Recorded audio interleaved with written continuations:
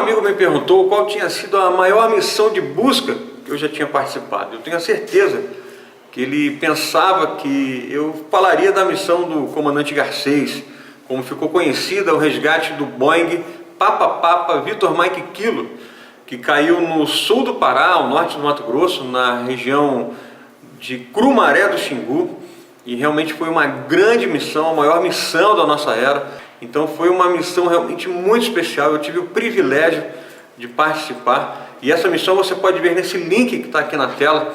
É um programa do Discovery Channel, que foi gravado 20 anos depois desse acidente, né? Mas ele é muito rico em detalhes e conta toda a história. Mas hoje nós vamos falar de uma outra missão que, para mim, foi a que mais marcou a minha vida militar. O resgate da Dona Maria Aparecida da Silva, uma cozinheira de garimpo com 1,5 m de altura e 30 anos. O avião ele tinha saído de um garimpo para o outro, né, com 5 pessoas a bordo, entre elas a Dona Maria Aparecida. Essa aeronave ela teve uma pane mecânica. O piloto chegou a conversar com outro avião que estava na região, dizendo que tinha, o relato que a gente ouviu, que tinha estourado um pistão do motor, né? Ele caiu, né, numa região bastante acidentada, ali é a Amazônia, né, com árvores que chegam a 40 metros de altura. Ele veio perdendo altura, bateu numa árvore muito grande, uma castanheira, virou de cabeça para baixo e ficou enterrado, o motor ficou parcialmente enterrado no solo, e as 5 pessoas que estavam a bordo se amontoaram na frente do avião, e entre essas pessoas a única mulher, a Dona Maria.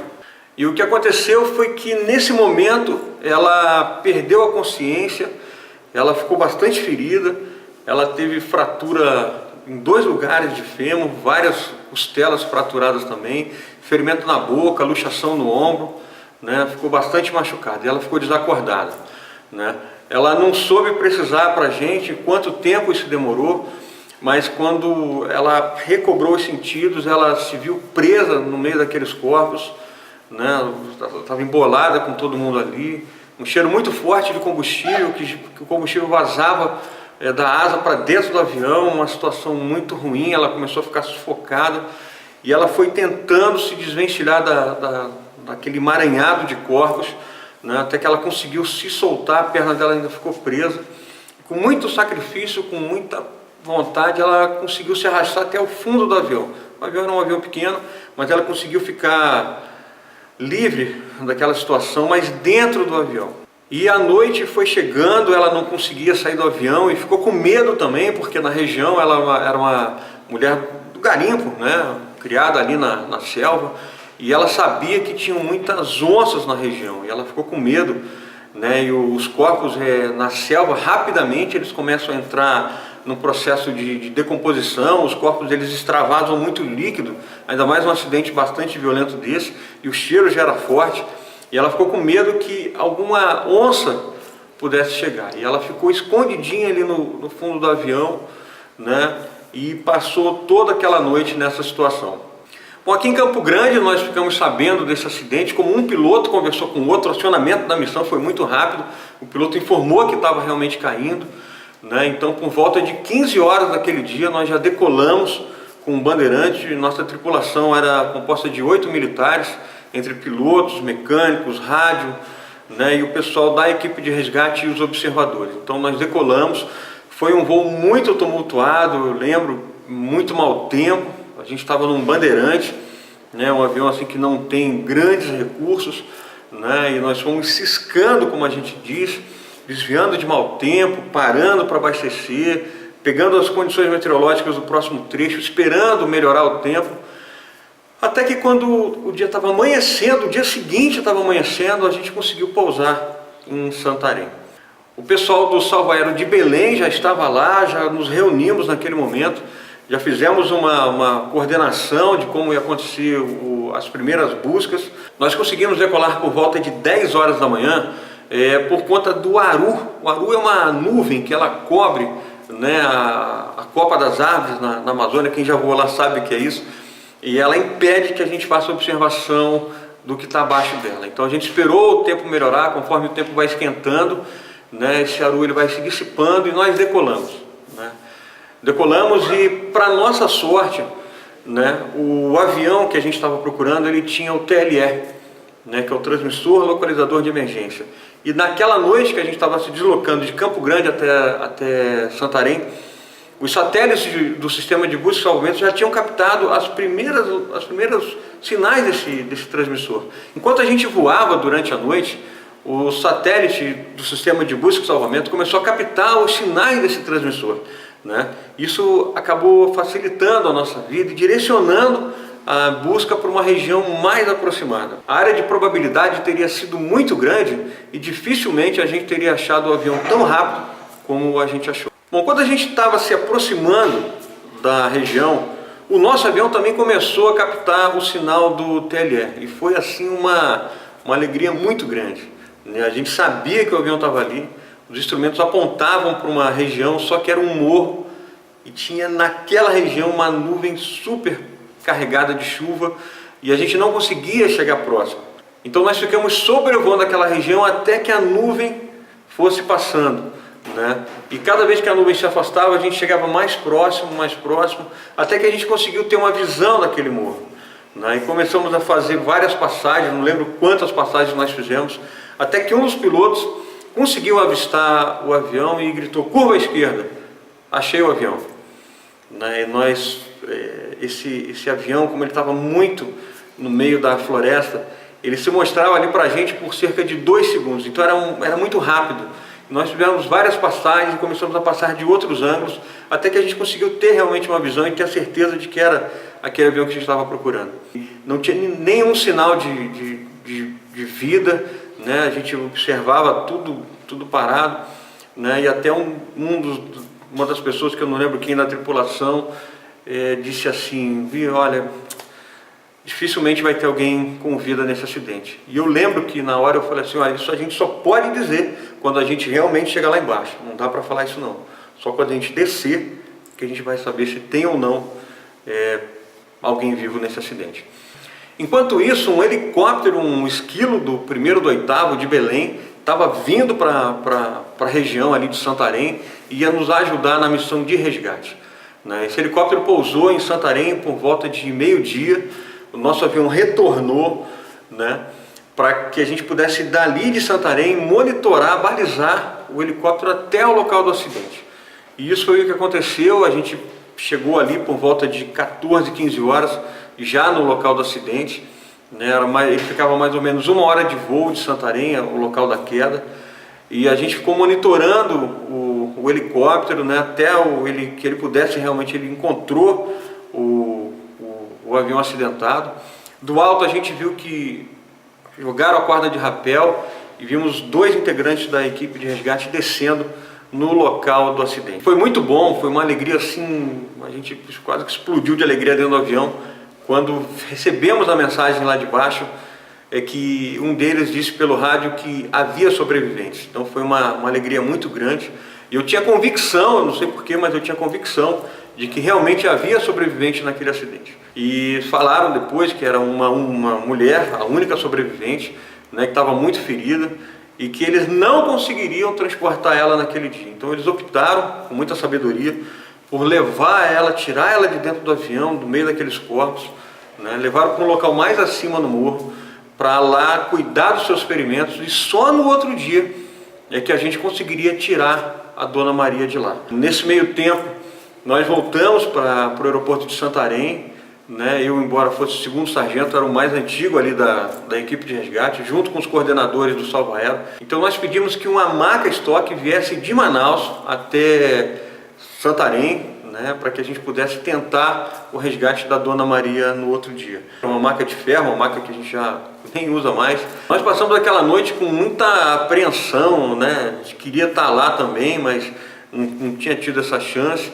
Mas no outro dia, bem cedo, né, quando o dia nasceu, nós já estávamos dentro do helicóptero, já preparados para descer no local do acidente junto com a maca, e foi isso que aconteceu, né? A gente chegou rapidamente no local do acidente. Eu desci de rapel, né, junto com outros 2 integrantes da equipe de resgate que estavam a bordo com a gente no Bandeirante, né? Chegamos lá, descemos a maca estoque também, e aí foi quando eu vi a Dona Maria pela primeira vez. Eu vi que ela estava realmente bem machucada, muito debilitada, embora ela nos passasse até uma tranquilidade, porque ela confiava muito no nosso trabalho, né? Ela estava ali com uma esperança muito grande, estava reconfortada, embora fisicamente ela estivesse bastante machucada, mas ela estava reconfortada. Essa acho que é a palavra mais acertada.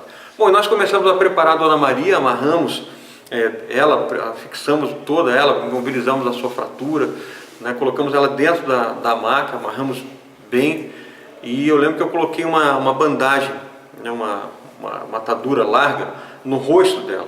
Como eu tinha acabado de fazer o curso de socorrista, né, do Corpo de Bombeiros aqui de Mato Grosso do Sul, eu era o mais indicado para estar acompanhando a Dona Maria até o hospital. Então eu subi no guincho primeiro, né, e a gente voava eu estava com um colete que a gente chama de rabo de macaco. É um colete que ele tem uma extensão, um cabo, e na ponta dele tem um gancho onde a gente prende nas argolas que ficam no piso do helicóptero. Isso dá mais mobilidade para a gente trabalhar. O guincho foi novamente baixado, eles prenderam a maca no guincho e amarraram uma corda, aquela corda de rapel, né, que a gente tinha descido, para guiar a Dona Maria no meio das árvores, porque tinha muitas árvores. Eu mesmo subi no guincho no meio de um monte de galho, me arranhei todo. Então a gente tinha que ir controlando o pessoal de baixo, a Dona Maria. E claro que com isso, o peso, a força que eles fizeram na corda, sobrecarregou o guincho. E quando ela estava mais ou menos uns 50 centímetros do esqui do helicóptero, a gente estava a uns 60 metros de altura, aquele guincho travou, né? E a gente não conseguia arremeter porque tinha uma corda pendurada, não conseguia, ficou numa situação muito difícil. E eu peguei aquele rabicho e prendi numa argola bem próximo à porta. Eu desci no esqui e consegui puxar a maca para dentro do helicóptero. Mesmo assim, a corda ainda ficou presa, a gente não tinha como acessar a corda. E eu lembro que eu batia na cadeira do piloto, ficou uma situação muito ruim, né? O helicóptero balançava, o piloto reclamava comigo, não bate na cadeira. Uma situação muito ruim. Quem já operou com esquilo numa situação assim, o espaço ali atrás é muito limitado, e foi uma missão muito difícil. Aquela situação ficou realmente muito complicada, até que a gente percebeu que o guincho ele tem uma switch, um brake, como se fosse um fusível, que tinha saltado pelo trabalho excessivo. Ele tinha superaquecido, estava no limite do seu trabalho e tinha saltado. Quando o mecânico percebeu que ele pressionou aquele brake, nós conseguimos fazer o guincho voltar a funcionar e trazer a Dona Maria para dentro do helicóptero. Desamarramos a corda, né? Eu prendi a maca no piso do helicóptero e ela ainda estava com aquela bandagem no rosto. Eu não sabia se ela tinha tido um ataque do coração, porque aquilo passou um bom tempo, mas pela mais de 10 minutos naquela situação. Até que quando eu tirei a bandagem dela, que eu olhei para a Dona Maria, ela estava... O que eu ganhei de volta foi um grande sorriso, né? Eu cheguei com o ouvido bem pertinho dela e ela agradeceu, falou assim: moço, obrigado, e eu confio muito em vocês e sei que vocês vão me salvar. E aí conseguimos sair dali, fomos até uma pista de garimpo próxima, né, onde uma aeronave já nos esperava, um outro monomotor, porque ele era mais rápido que o helicóptero, e também a gente tinha aquele helicóptero que precisava dar apoio para o pessoal que ficou lá no local do acidente, fazendo o resgate dos corpos. Então o helicóptero também precisava dar esse apoio, né? E quando a Dona Maria viu aquele pequeno avião, percebi que ela ficou nervosa e falou: eu vou ter que voar nesse avião de novo. Eu falei: calma, nós estamos juntos, eu estou aqui com a senhora, estamos juntos, eu vou levar a senhora até o hospital, pode ficar tranquilo. Aí entramos no avião, eu amarrei a maca de novo no piso desse avião. E eu lembro quando eu olhei para o para-brisa dele, tinha um buraco no para-brisa e um lápis enfiado nesse buraco para tampar o buraco, né? Eu falei: meu Deus, onde que eu vim me meter, né? Mas a gente sabia que tinha que cumprir a missão, eu tinha que estar ali com a Dona Maria. Bom, esse avião decolou, foi um voo também muito tumultuado, mau tempo na região, ele vinha ciscando ali, passando por baixo das nuvens, né? E aí eu percebi que não tinha nenhum tipo de auxílio à navegação, né? A gente voou pela experiência do piloto, né? Até que nós conseguimos pousar em Santarém. O aeroporto estava lotado de gente, aquela notícia tinha se espalhado pela cidade, muitos repórteres, jornalistas, TV, rádio, todo mundo estava ali, né, para querer ver quem era a sobrevivente daquele acidente, né? E eu lembro que a gente tirou ela desse avião, eu fui com ela até a ambulância, né? Coloquei ela dentro da ambulância, fui com ela até o hospital da cidade, o maior pronto-socorro da cidade. E quando eu fui carregando a Dona Maria na maca, as pessoas me olhavam assim, eu estava todo molhado, arranhado, suspensório, faca. Então assim, ia ser uma figura que pouca gente estava acostumada a ver daquele jeito. E eu fui com ela até a sala de pronto atendimento, ali no pronto-socorro. Eu lembro quando eu cheguei, as pessoas, a equipe médica ficou me olhando assim como, que é esse cara? Quem é esse cara que está aqui? O que ele vai falar pra gente, né? Eu comecei a falar o quadro que ela, com o estado de saúde dela, olha, ela está com fratura aqui, assim, com luxação no ombro, e a gente deu tal remédio, a equipe ficou olhando assim e demorou um tempinho. E aí a gente pegou a Dona Maria, eu falei, olha, eu preciso levar meu material de volta, a gente tem que tirar ela da maca, eu preciso levar o material de volta. E aí com muito jeitinho a gente tirou a Dona Maria daquela maca de ferro, colocamos ela na maca do hospital, né? E aí foi um momento muito bacana também, ela me chamou de novo, eu cheguei bem próximo a ela, e ela de novo agradeceu e falou, olha, obrigado, vocês me trouxeram a vida de novo. Né? Então foi um momento muito especial ali, vi que algumas pessoas se emocionaram, eu também me emocionei, né? E eu peguei minhas coisas e fui embora, né? Eu soube depois que a Dona Maria ela tinha sido operada, estava bem, mas a gente fez assim sem esperar qualquer tipo de recompensa, né? Não esperei que ela fosse me ligar, que fosse mandar uma carta, um telegrama, nada, porque a nossa missão é assim, né? A gente faz, né? Por uma obra de Deus, fui eu que estava ali na hora, na missão, né? Podia ter sido qualquer outro, mas fui eu, né? Então foi uma missão realmente muito importante para mim, né? E marcou muito a minha vida, né? A gente saiu dali, quando eu entreguei ela no hospital, eu tive a certeza que a missão estava cumprida. Nós resgatamos a Dona Maria, que tinha caído 27 horas antes, né? Tiramos ela da selva. Ela mesma tinha dito para mim que se a gente não tivesse chegado, ela ia virar comida de onça, né? Então nós conseguimos ali levar para um helicóptero, depois para um avião, para a ambulância e finalmente deixar ela nas mãos dos médicos. Então foi uma missão que me marcou muito pela participação que a gente teve. E essa foi mais uma das histórias de busca e salvamento, de vida e de morte do Esquadrão Pelicano. A gente não espera recompensa, a gente não espera telefonema depois, não espera um telegrama, nem uma ligação no nosso aniversário dando parabéns, não é nada disso, né? A gente faz porque fomos escolhidos, somos voluntários e fomos escolhidos, e Deus nos colocou naquela situação, né? Podia ter sido qualquer outro, mas fui eu, né? Então eu me orgulho muito disso. É uma história assim que marcou muito a minha vida, pela participação que eu tive, pela possibilidade de estar trazendo a Dona Maria de volta à vida.